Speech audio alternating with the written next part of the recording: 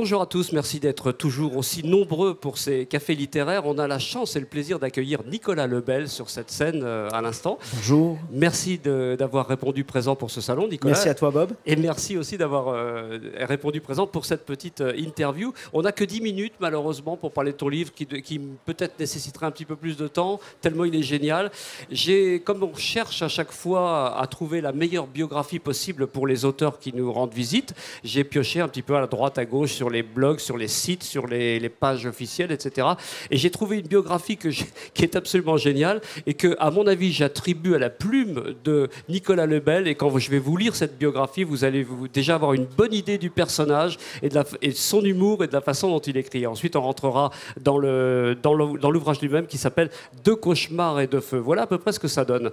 Après quelques allers-retours aux quatre coins du globe, il revient à Paris où il tente depuis plusieurs années d'enseigner l'anglais aux Français. Passionné de littérature et de linguistique, il publie en 2006 une première fiction, une épopée lyrique en alexandrin. J'ai vérifié, c'est pas du Bobard, c'est vrai, c'est vraiment en alexandrin. Les Frères du Serment, qui sort dans un silence prometteur. Vous voyez déjà le silence prometteur, on est dans l'ambiance. En 2013, il publie aux éditions Marabout L'Heure des Fous.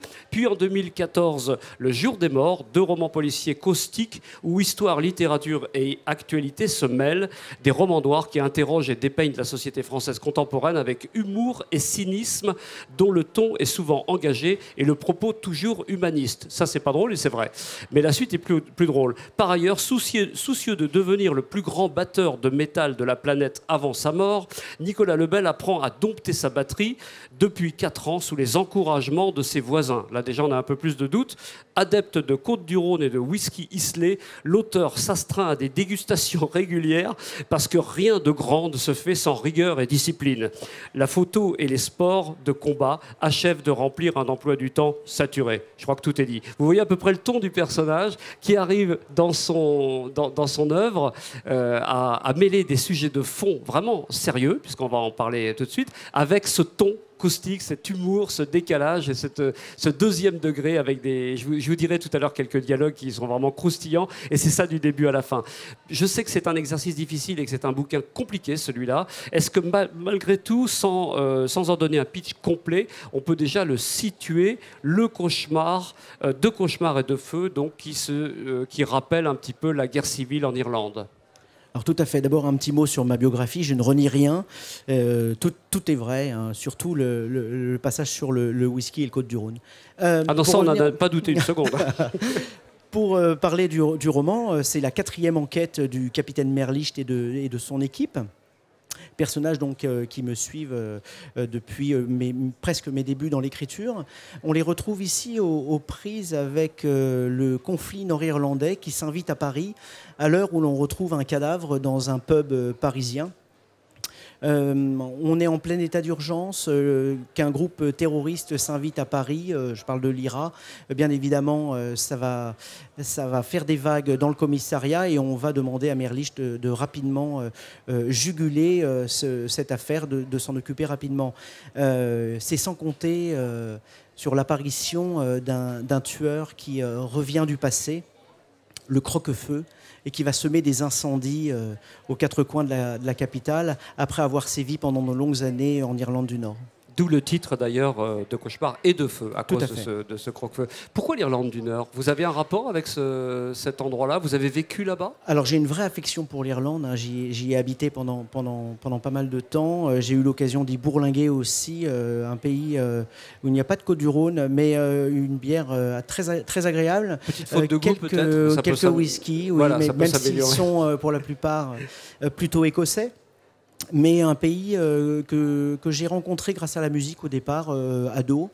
Et puis j'ai voulu vérifier sur place si ce charme prenait corps sur place. Alors juste après le bac, hein, j'ai pris le bateau, puis je suis allé là-bas. Et effectivement, le charme a opéré.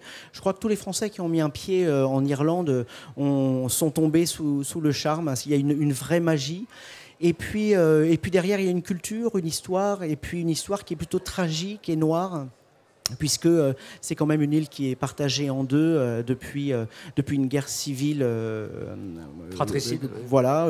Et j'ai situé donc cette intrigue en partie en Irlande du Nord parce que ça me touchait depuis longtemps de parler de ce pays qui m'avait bien accueilli et puis sous lequel dont j'étais tombé amoureux finalement.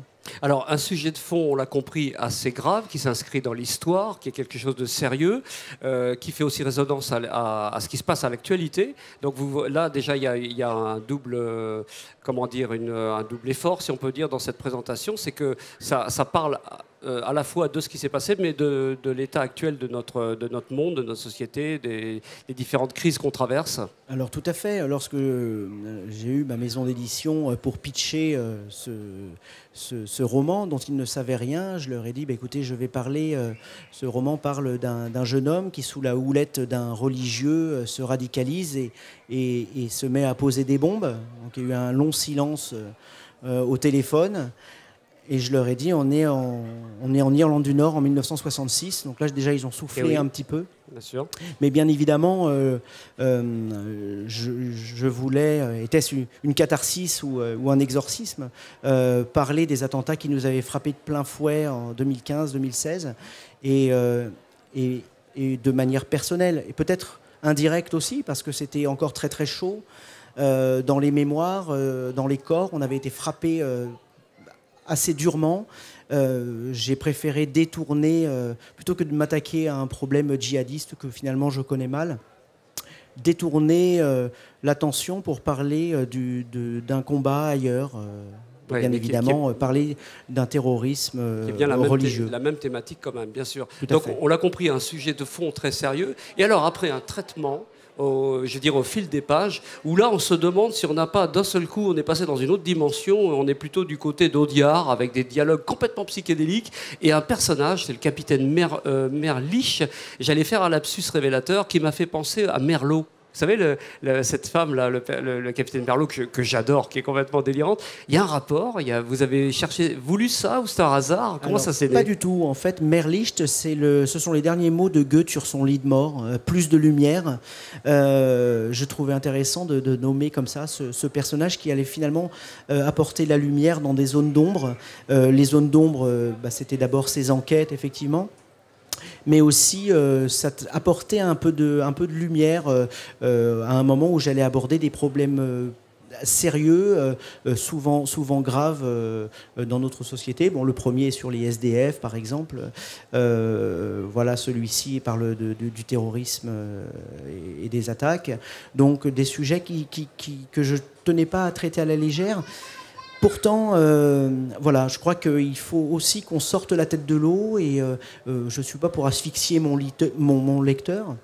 Je veux qu'à la fin, il puisse fermer le bouquin en ayant envie de respirer, lui donner un petit peu de souffle dans une époque un petit peu noire. Oui. On a l'impression que ces personnages, cette galerie de personnages, parce qu'il n'y en a pas qu'un, bien entendu, ils sont là un petit peu pour décompresser.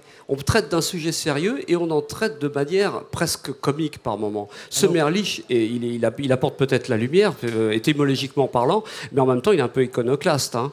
Alors, tout à fait, c'est un personnage assez atypique et en même temps très très ordinaire. Hein. Il agrège des traits de personnages que l'on connaît, Maigret, j'irais même d'Éric, Bourrel des 5 dernières minutes, donc un peu un policier à la papa, si je puis dire.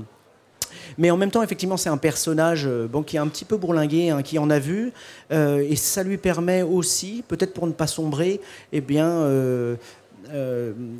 d'apporter un angle, un point de vue cynique sur les événements qui le frappent, pas cynique noir, mais de réagir peut-être avec humour parfois, comme on dévierait une attaque un peu trop forte, une autre manière de voir les choses pour survivre finalement. Alors d'autres auteurs diraient « je ne voudrais pas retourner le couteau dans la plaie ». Vous écrivez « je ne voudrais pas retourner le carambar dans la carie ». Effectivement. C'est pas le seul. Je ne l'ai pas appris par cœur le bouquin, mais j'aurais presque pu tellement je me suis marré du début à la fin. Il y a à un moment donné une autopsie. On demande comment il va. Son état est stationnaire. Forcément, il est mort. Et l'autre lui dit d'un autre côté, ça peut pas empirer.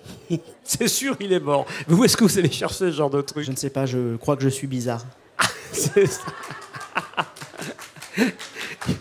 Bon, ça.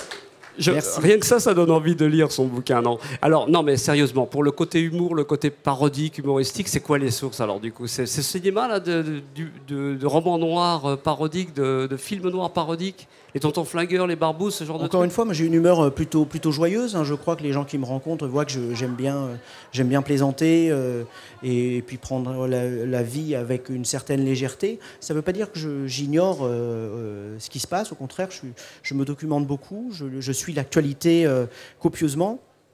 Voilà, c'est un amalgame, une manière de traiter aussi, de proposer un autre regard sur des choses qui me frappent et qui nous concernent tous. Apporter un peu de...